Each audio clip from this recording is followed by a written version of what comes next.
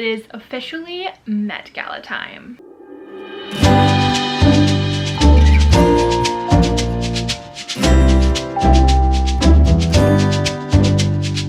Hello everyone, welcome back to my channel and welcome to a very exciting sewing video that has been in the works for a number of months, and you all know this because I've brought you in a little bit on this process, and I'm so excited to see it just come to fruition and come together because today is the Met Gala, and today is the day that I am sharing my gown that I made for this year's 2024 Met Gala. Now, like I said, this whole process of me creating, or this whole process of me designing and then now creating my own interpretation and version of a Met Gala dress has been a months-long process, actually multiple months. I originally first had the idea, shared about it a little bit, and then I launched and posted a video talking all about this year's Met Gala theme, kind of breaking that down and explaining the history of the Met Gala, what this year's theme is based off of, what we might see people wearing, my interpretation of the theme from a fashion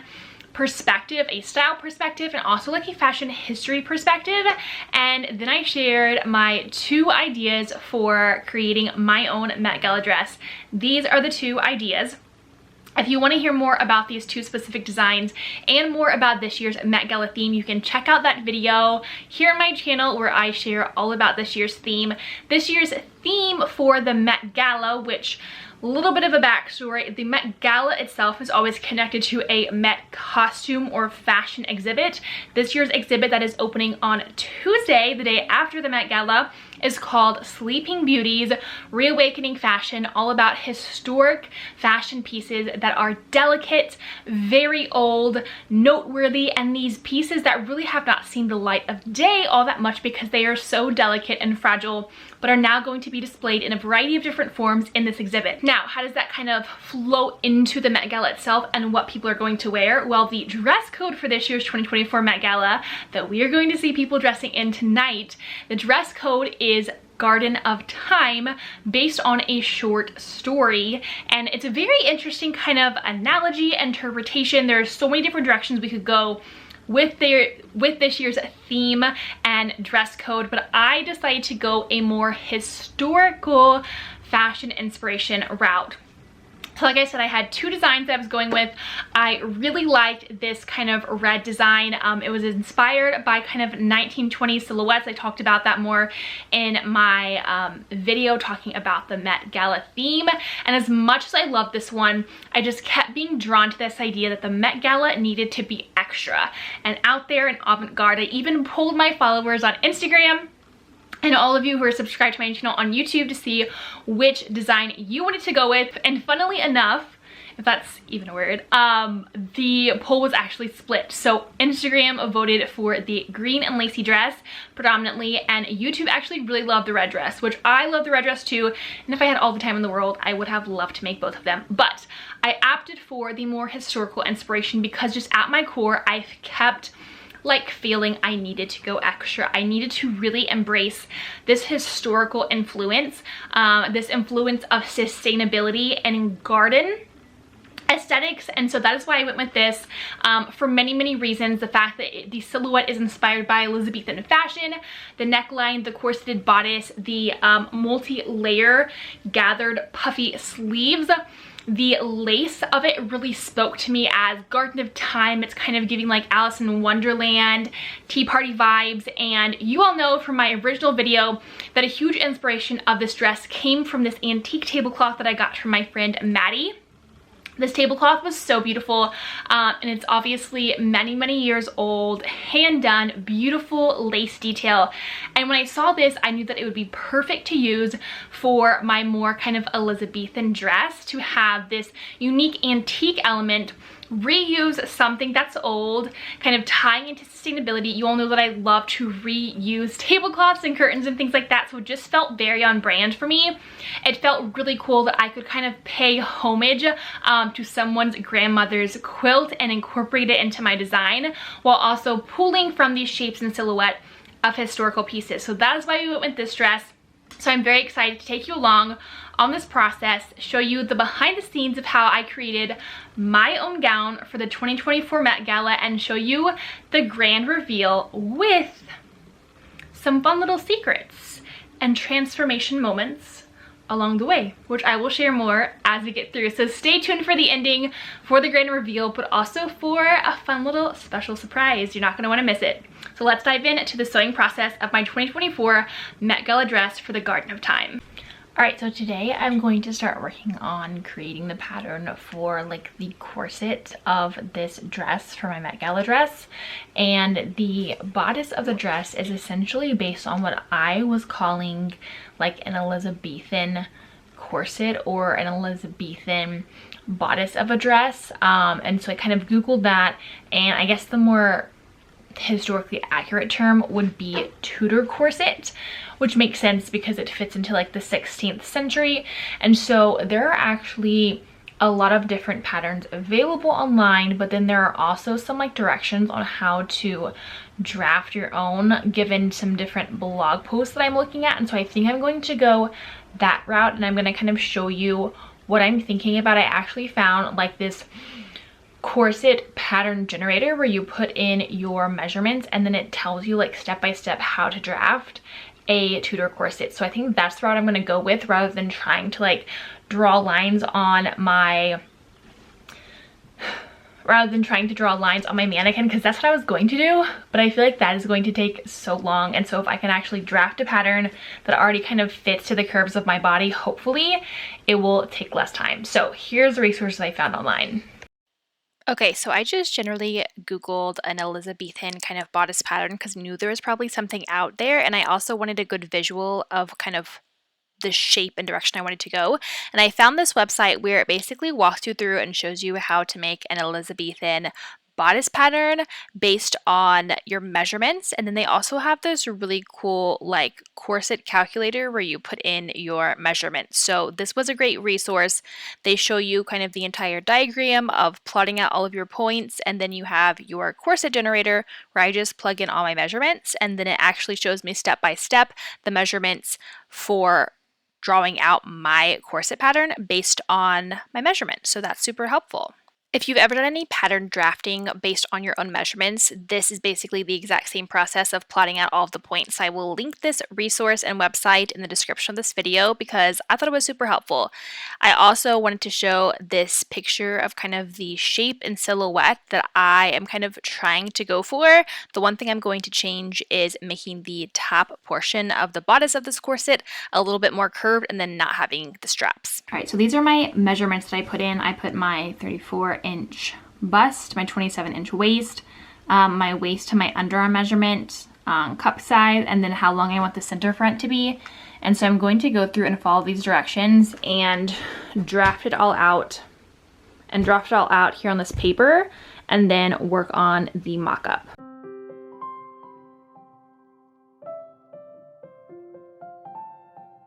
All right, so this is the, I guess, corset bodice pattern based on the measurements I plugged in.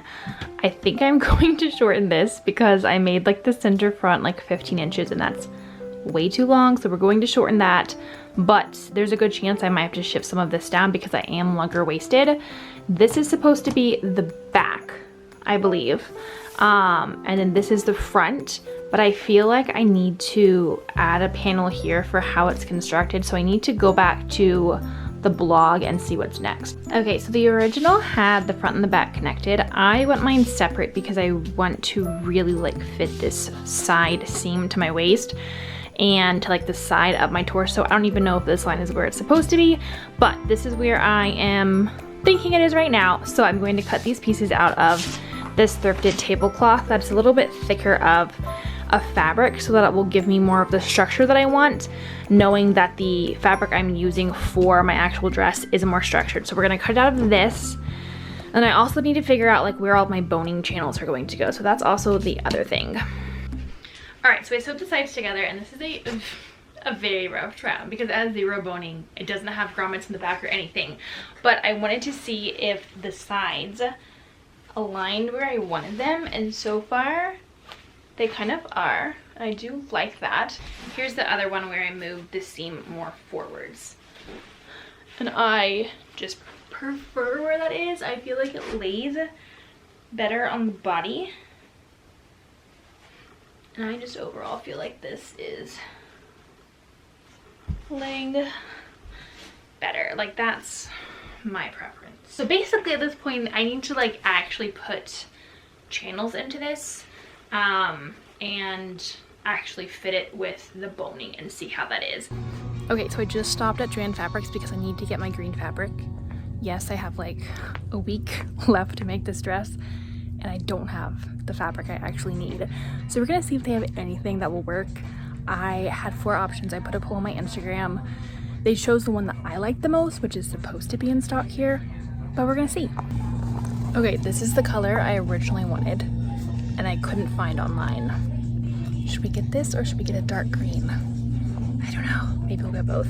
Okay, or there's like a darker emeraldy green, which is what I kind of put in my poll. I'm not yet finding the fabric I really wanted. I feel like this would go better with the tablecloth. Okay, I was also thinking about something sheer, and I feel like this would actually be really cool for the sleeves, and then like the lining be this. Maybe we'll try that. All right, I found this other green that's kind of a mix between all of them. Can't decide. All right, we're going with the brighter green. Literally FaceTimed my husband to ask him his opinion, and I feel confident about this now. All right, we secured all the rest of the goods.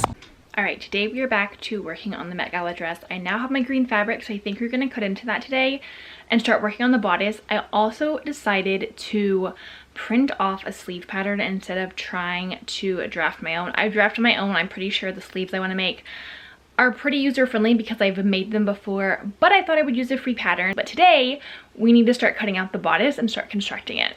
This is the free sleeve pattern, and I'm going to be making these sleeves because I want like the 3 tiers because it's as close to an Elizabethan sleeve as I can get. All right, I also got my fabric. So this is our fabric. It is honestly very, very close to my original sketch, so I'm really excited I found this. And then I found this shimmery green thread to go with it. That's like literally the perfect color. Cutting out my corset and top out of the green. I wanted to sew in some seam lines and boning channels into my mock-up to kind of see how I wanted to space it, and I think I'm just going to do all of them. I think this is like 1/4 of an inch apart. Yeah, it's like 1/4 of an inch apart, the edge of my presser foot. So all of these channels are what my zip ties are going to go in. So up here at the top, if I can even get it in here, like so. Zip ties are the cheapest way to do boning. So it goes down my center channel. I think I'm going to do every other channel to not have to use a billion zip ties.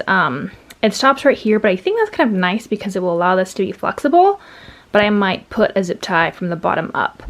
And then I am going to have curves kind of where my bust is instead of just doing straight lines all the way across. I think this will look really nice. Not that you're going to see the seams in the actual bodice, but I think this will actually allow it to lay better on my curve. Now that the mock-up for my corset bodice is complete, I can start cutting out those shapes from my actual green satiny fabric, and then I will be sewing the sides of those together to attach the front sections to the back sections. I'm also sewing a lining for this, so I'm duplicating essentially the front and side sections 2 times. So I have to sew those side seams 2 times so that we have 2 layers. Then I'm going to match up all of my side seams. Since this is a satiny fabric, it's like really slippery. So I wanted to make sure that none of my fabric would shift on me as I was transferring the different stitching lines for my boning channels. Again, I'm going to add those diagonal stitching lines to the front portion of my corset. So that's what I'm adding on here, and that's going to help me create the perfect placement and kind of spacing of all of the channels that I have to sew. And then it is on to sewing all of the channels, which is probably an hour-long process of just sewing tons and tons of straight lines. Since I wanted my boning channels to be super narrow, I didn't actually transfer any lines onto my fabric. What I'm doing is just using the side edge of my presser foot as my measurement, because that from the side of the presser foot to your needle is essentially 1/4 of an inch, which is the spacing that I wanted. So that actually made the process way quicker because I could kind of just eyeball everything and just continue sewing all my straight lines. Something to keep in mind if you are ever sewing on satiny fabric, I always switch out my needle to a microtex needle from my regular needle, and I also switched out my presser foot to a satin presser foot so that everything glides more smoothly and that my needle doesn't snag my fabric or create weird stitching. Alright, this is the progress on Bodice so far with all of like the boning channels, and because it's satin, that's why it looks so like bumpy and wrinkly. It's very hard to sew satin without all those like micro imperfections. Honestly, I love it with all these boning channels. I would literally just wear this, but that's not the vibe we're going for. I have to finish sewing over here, but I was kind of trying it on and I need to shorten this edge about like 1.5 inches so that I can really tighten it up and cinch it on me so that it will stay up. Also have to finish sewing there and there, so this whole process is just very tedious. All right, this is what like the corsety bodice is looking like so far on me. Obviously I haven't even put the boning channels in it or finished the edges or anything, but just kind of checking the overall fit. So far it's looking good. Again, it's going to be like super flat on me. This up here is a smidge gappy. I'm not quite sure how that's going to end up after I sew everything, but because I'm going to put so many boning channels, I think it will allow this top section to kind of just be really stiff and have a cool structure, and I kind of am wanting that. All right, I finished sewing all my channels in my bodice, gave it a good press, and now I'm going to be putting the boning channels in it. And the boning channels, or the boning, is none other than zip ties. Because even fashion designers shop at Menards. If you aren't familiar with what Menards is, it's basically like the Lowe's of the Midwest, but they literally sell like groceries and food and anything you could imagine there. But anyways, picked up my giant zip ties from there. I have 14-inch zip ties and 12-inch zip ties to go into the alternating channels. I also have extra packets of these because this is not going to be enough, because I think there's only 20 in every package. I am going to have to trim off like the, I guess, zip tie end, but zip ties are a very affordable option for boning when you're making any type of corsety type stuff. So that's what we're going to work on. Then it was on to the tedious process of cutting all of my zip ties into the correct lengths and inserting them into every other boning channel. In hindsight, I do wish that I would have probably melted the tops and the ends of my zip ties so that the plastic wasn't quite as sharp, because as I continued through my corset, it actually kind of cut through some of the fabric, but that's a note to myself for future projects. Okay, I put basically all the boning in. I think I'm missing like 6 pieces and they're in the house, so I have to go get them later. But it's already laying and fitting so much better with boning. This is why I'm obsessed with corsets and love them, because I think just the structure they provide in garments is so interesting and something you're not going to find anywhere. So anyways, some of these might fall out because I have not sewn any of them in. And honestly, just like look at all the lines. I just think it looks so cool. Okay. So disregard those little bumps and bulges. Those are the ends of my zip ties. And also all this green is going to get covered with the lace of the tablecloth. So it doesn't really matter like what we see. It's just going to peek through a bit, even though I really do just generally love the green. Like how pretty of a top of a dress would that be if I got rid of those? Okay, but it's already fitting so much better. And like I said, the boning up here allows this to stand up really nice and straight, which I kind of like. I feel like I cut these sides a little too low and I'm gonna have like some slippage, but I think we're just gonna make it work. All right, I'm putting the boned bodice aside for now, and I'm gonna work on taping together all the pattern pieces for the sleeves. And here's just a time lapse of me taping together all of the portions of my sleeve patterns. Again, this was a free pattern from Mood. All right, today we are going to continue the bodice by finally cutting into the tablecloth. Oh my goodness, this is the tablecloth that we're using for this dress, and it's just so beautiful. Actually, I need to make sure that I like video, just this, before even cutting into it. But this is going to overlay the green, and the reason why I did the green is because I knew when I kind of overlaid it, the green would pop through some of these sections in the tablecloth and look really cool.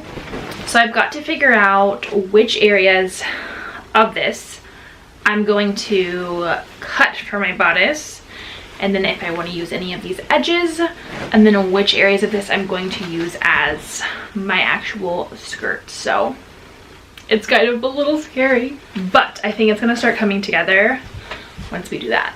Okay, pausing on the bodice real quick to quickly cut out like the skirt lining, because I know that's going to be super quick and easy. I have some like special secret things as part of this look, and maybe some transformations, hint hint, and so I'm trying to figure out how all of that's going to work in regards to the different layers of different things. So I'm not sure that I'm going to actually let all of you in on all of the details until like the reveal, but one thing is that the lining of this skirt is going to be green, and the skirt and the bodice are not going to actually be like fully connected, because that would just be way too hard to construct. So the lining for the skirt is going to be green, so that again it like peeks through the little like embroidery cutout details of the tablecloth. And I think I'm going to make the lining for the skirt more of like a slips kind of skirt, where it's not actually like a very full flowy skirt like the real thing, so that the skirt itself like has this structure, and then you like look through it and there's just like a slim green skirt. I think that's the direction that I'm going to go. We'll see if it even works if we put it all together. I have a free slip pattern that I got from the brand Gracier, or N Gracier. I think it's like a Russian brand. Anyways, this was a free skirt for my free sewing tutorial video, or free sewing patterns video. So I'm using 2 free patterns in this video. So this was the slip skirt. I've already made a slip skirt out of it for myself, so I know it works. I know what adjustments I have to make. Super duper easy. It like takes like honestly like 30 minutes to make. So I'm gonna cut this out of my green and then go back to the bodice. Since this is a slip skirt, it also means that it needs to be cut on the bias, so I made sure to lay out my pattern piece along the bias so it has that kind of diagonal stretch. I also knew that I needed to add a couple inches to the side widths of my skirt, and then I wanted this specific skirt to be longer for the lining, so I also added that length. Okay, so I already kind of hinted that this dress is going to have like a transformation element, and I'm still working through how to do all that. But I just got an idea for another element to the transformation, and I honestly have no clue how it's going to work. Like, there's so much problem solving if I want to add this extra element, but I think it would just be so wild and so insanely cool. I just don't know if it's going to work. So anyways, gonna work on that behind the scenes. My reasoning for wanting to do like this transformation element is that aside from just the Met Gala, there's always Met Gala after parties, and all the celebrities and everyone who attends the Met Gala always attend the after parties, and the designers who dress them for the Met Gala always make them like a secondary, not as crazy look for the after parties, but like a lot of times it usually is still in line with the theme a little bit. And so that's kind of what I want with this gown, is it to have a transformational element where you could then change something about it and go to the after party. So that's the idea, and I'm really excited to see if this even works. If it does, it's going to be insane. Okay, so I'm working on some bias tape for my corset top. I just cut fabric that was 1 1/4 inch wide, and then we are overlapping the edges, sewing a diagonal so that we can then open it and attach them all together. Then I folded it in half and pressed it, and now we are going to sew this on to the top and the bottom edges of the corset bodice to make it all nice and pretty. I'm also going to use the same method to create the ties for lacing up the back of the corset. Once all my bias tape was created, I just needed to sew it to the bottom section and the top section of my corset. I opted not to even pin this, and I'm just kind of shifting and pivoting my bias tape along all of the curves as I sew, using the right side edge of my presser foot as my seam allowance. This honestly has saved me a ton of time not pinning the edges, and all of like the fancy dressmakers don't ever pin this section either, So that was super helpful. I just had to take my time and make sure all of my seams caught correctly. All right, I've sewn the bias strips onto the top and the bottom edges of my corset bodice, and now I just need to flip these around to the inside and hand stitch them down. So that's going to be a bit of a process that I will probably do off camera. All right, and just finished all my lacing for this, which I will lace in after I put on my grommets. So hand sewing's got to get done on this first, grommets, then lacing. All right, I truly feel like I've been all over the place with this Met Gala dress, like going from one portion of it to the next, just because I'm like losing interest or getting frustrated or just am not really truly excited about it. So we are setting the corset aside right now, mainly because there's a lot of hand sewing to do, and I'm going to do that later. But I'm hopefully going to whip up the slip skirt lining. This is just a bias cut, like satiny slip skirt pattern. Super duper easy to sew, so we're gonna whip this up today and then hopefully move on to like the lacy bits.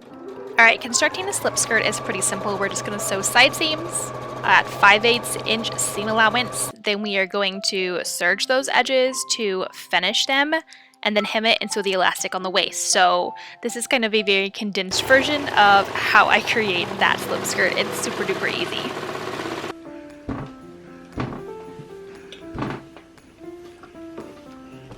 The one important construction aspect of the slip skirt is the elastic waistband, which is essentially elastic fit to your waist, and then I stretch my elastic and sew it on a straight stitch that is a longer stitch length.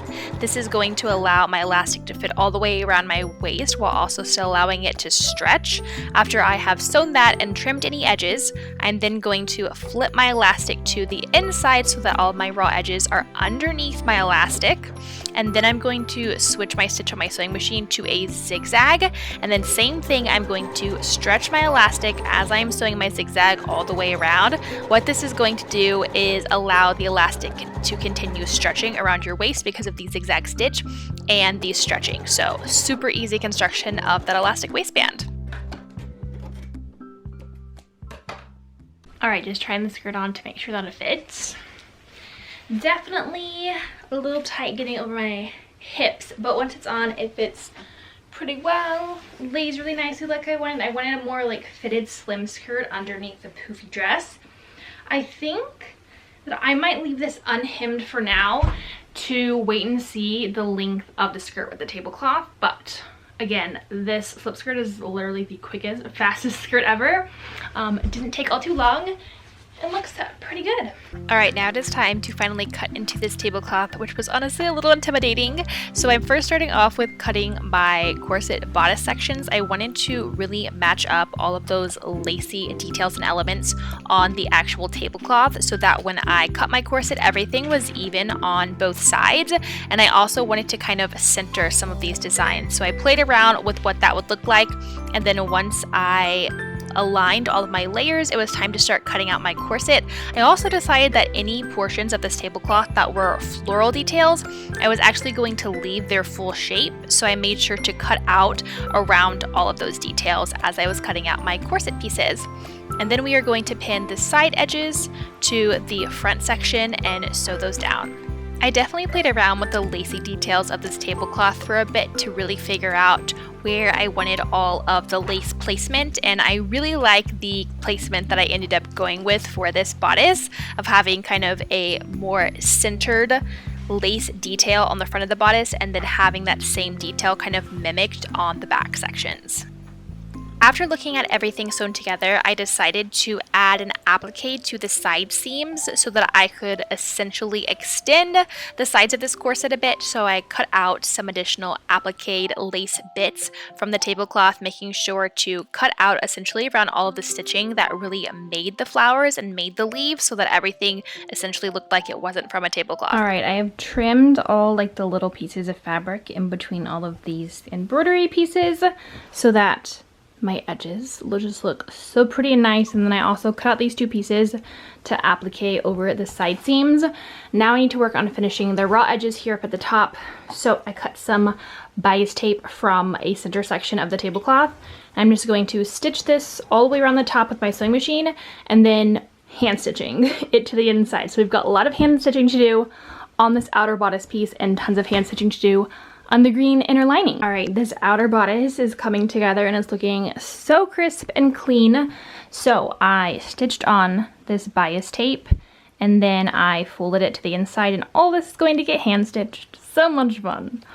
All right, today we are working on the skirt, and the skirt is essentially just 2 giant squares. The nice thing about using this tablecloth as a skirt is that I'm keeping the really pretty lacy edges, so I'm not going to have to hem it. And the sides I'm also wanting to keep as like a lacy edge, so I'm trying to figure out how to do the side seams if I just sew them like wrong sides together and keep the laciness on the edges almost like fins, or if I just overlap them. But the skirt is going to have a pleated waist line and then a very fitted waistband, but this is so far the skirt. For sewing the sides of my skirt, I am matching my side edges wrong sides together, and then I'm going to sew those to create the kind of fin effect that I'm wanting to have on the side of my skirt. I'm pretty sure I sewed these with almost like a 1/2 inch to 1 inch seam allowance, just depending on the side detail, and I really love the fact that I sewed them wrong sides together. It looked so cool. Okay, I sewed the sides of my skirt together. Now I'm going to try to figure out my pleat spacing and how many pleats I'm going to need to create. I'm not going to do gathers for this because the fabric is a little too thick. I decided to go with pleats because pleats have a whole lot more structure and just really, to me, are a much more interesting garment construction technique when sewing, and I think it will look really, really great on the skirt. Pleats also tended to be applied more in historical garments over gathers. I mean, they still were using gathers, but I feel like whenever I look at 15th century, Renaissance, Elizabethan era types of clothing, I tend to see more pleats. So that's what we're going to integrate because that's kind of the vibe we're going for. I went and found my cool little pleating tool. I don't know what this is actually called. I just call, oh, it says a pleat maker. I actually got this in like a hand-me-down bunch of antique and vintage sewing tools, and this is so helpful. You can use a fork to create pleats as well. The largest this goes is 1.5 inches, so we'll have to see if that works, but essentially you just put it behind your fabric and then you fold your fabric over to the edge and then you remove it and it creates the pleat laying down on the fabric. So usually what ends up happening when I create pleats is I have to do some trial and error, pin a lot of things, see if my measurements equal up, and then if they don't, I have to come back and tweak it. So I think we're gonna have to do some really big pleats because this whole waistline has to end up equaling 27 inches, and right now it's just over 60 inches for just one side. So that's a lot of fabric we're dealing with. I'm not even going to try and attempt to explain how I did these pleats because there was a lot of just winging it going on as I went through this process to create the pleats to just make my fabric the width I needed it to be, which ended up meaning I essentially ended up with 3 different like widths of pleats that overlapped. But anyways, at the end of the day, all my pleats ended up looking exactly how I wanted them to. All right, the waistline is all pinned together with all of my pleats, looking super nice. And then this is the back. So I needed to have some type of opening so I could actually get it on and off. So this is the opening. We'll figure it out how to more just like overlap it once I put the waistband on. But there's all the pleats. Now we're just going to stitch them together. And then I cut a waistband from the leftover fabric, and so we're going to attach this afterwards. Now that all of the pleats are pinned into place, I took my skirt over to my sewing machine and just stitched all those pleats down so that they wouldn't shift, and then I can attach my waistband. Alright, thought I would actually try the skirt on now so that we can see what it looks like. I'm loving it so far. It's honestly just so pretty. I would wear this just as like a regular skirt.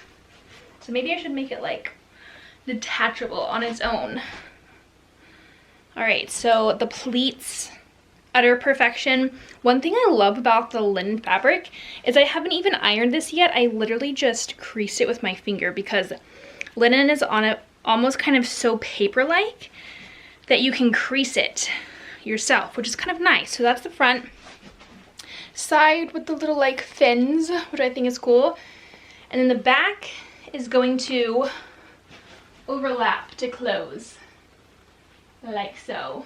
All right, so this weekend I finished hand sewing all of like the finishing edges and ends onto the corset, like the outer lace part of the corset, and then also the green satin lining. So I'll show you what that looked like.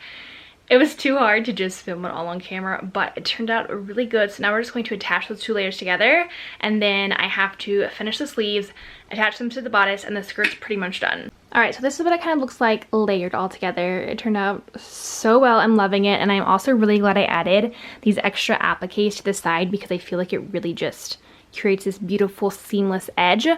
So I had to hand stitch all of this down, and it looks so beautiful and so nice. And then this is the inside section of the green corset, all of the stitching.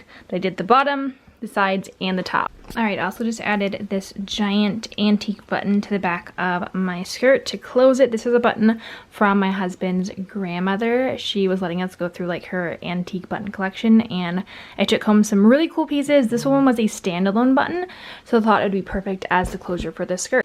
The last step in completing this corset was to put my grommets. So I have my grommet puncher. So I'm just punching out all of my holes so that I can then insert my grommets, which were like a 3-part grommet. So there was the part that goes from the facing side, and then you put 2 little pieces onto the top, and then you get this little stamper and you just hit it down with a mallet or a hammer, and that's that. All right, and here what all of the golden eyelets look like after they're attached. Very nice. Then we just have to lace it up. We have less than 7 days till the actual Met Gala, so we have to get this done so that I can film the reveal and launch the video. Today we're working on the sleeves, which is pretty much the last thing that needs to get done, so I'm hoping to crack them out and then they won't take extremely long, and then we'll put everything together. So we are nearing the finish line. Alright, this sleeve pattern ended up being really interesting because for a multi-tiered puffy sleeve, usually my pattern is all connected, but this pattern has 2 different parts. And so you have the top portion of the sleeve and the bottom portion of the sleeve, and then there's a section where I am sewing my elastic, just like you see right here. That's going to create the ruffle for the bottom of my sleeve and my first puffy tier. The sleeve pattern also didn't have directions, so I just kind of made up my sewing steps as I went. Alright, so these are the bottom sections of the sleeve. I just decided to sew my elastic in while stretching it instead of putting a channel. So that's what it kind of looks like. They still need to get hemmed, but now I'm going to gather the top section of the sleeve and attach it to the bottom. And then I think I'm going to figure out a way to also still put elastic in it. After I gathered the top section of my sleeve, I pinned it to the bottom section, and I'm going to stitch down those gathers. After sewing that seam, I'm then going to sew a seam right next to, about 1/4 of an inch away from that seam, that is going to turn into a channel for the elastic for the top puff of my sleeve. Alright, here's the progression on the sleeves. Originally the pattern just had an elastic at the top and the bottom.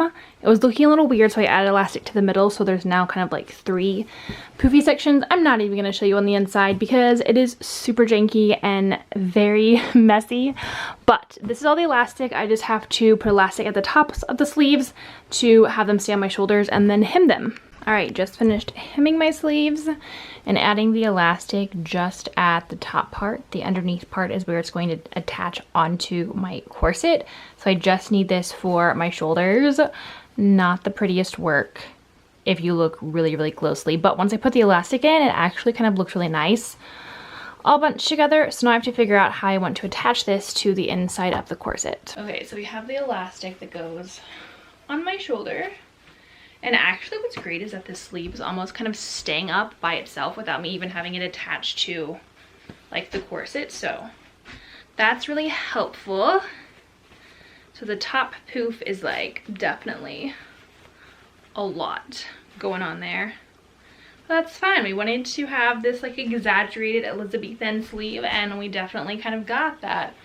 All right, I just finished attaching the sleeves to the bodice and attaching the lace to the bodice, and it is looking so good. The silhouette up at the bodice with the sleeves is perfectly what I was going for, drawing from that Elizabethan inspiration. So I think I'm pretty much done, aside from just attaching the skirt to the bodice.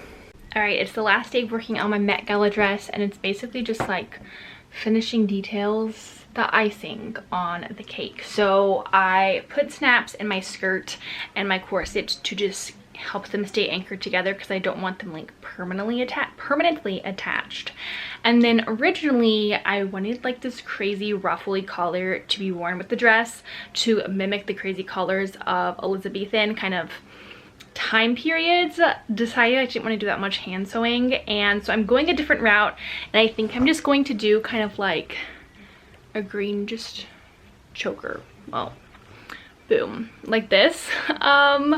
With the dress I also made like a little rosette, which I think would also kind of be fun and cool. So we have those options as like the accessories to go with this.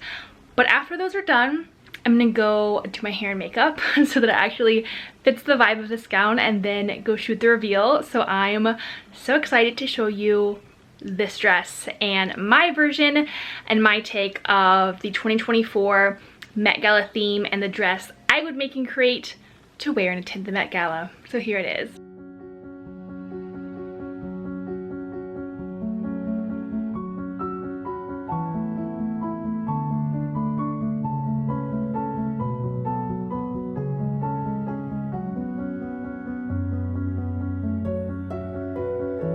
Alright, what do we think of my Met Gala gown? I know that this gown is not for everyone and definitely draws from a lot of very niche historical influences, but I just felt like this design was the design I wanted to go with, and I still can't get over the fact that it literally looks like my sketch, 100% my sketch, the green, all the details, and I'm so happy with how this turned out.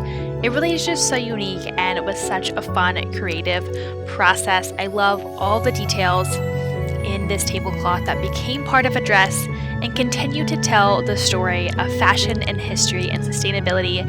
And like I said, there is a special little secret transition reveal in this dress. And not only do you need a dress for the Met Gala, but you also need a dress for the Met Gala after party. I couldn't pass up the opportunity to have this dress transform into a fun and trendy after-party look, essentially taking all of the outer lace layers and removing them with hidden snaps to reveal a brand new look. Alright, that is a wrap on my 2024 take on the Met Gala with my grand reveal transition outfit. I hope that you enjoyed watching this process of seeing me take an idea and the version of this year's Met Gala and turn it in to not one, but two looks. Let me know which look was your favorite in the comments, and also which part of this video you enjoyed the most. If you're watching this after the Met Gala, also let me know which celebrity's outfit you liked the best. And as always, don't forget to make sure you're subscribed to my channel. If you like this video, give it a thumbs up, and I hope to see you in the comments of more videos. If you want to see more behind the scenes details of how I created my own Met Gala look, make sure that you're following me on TikTok. And as always, thank you so much for tuning in to watch my video and come along on this fun, creative journey. Happy sewing! Until next time.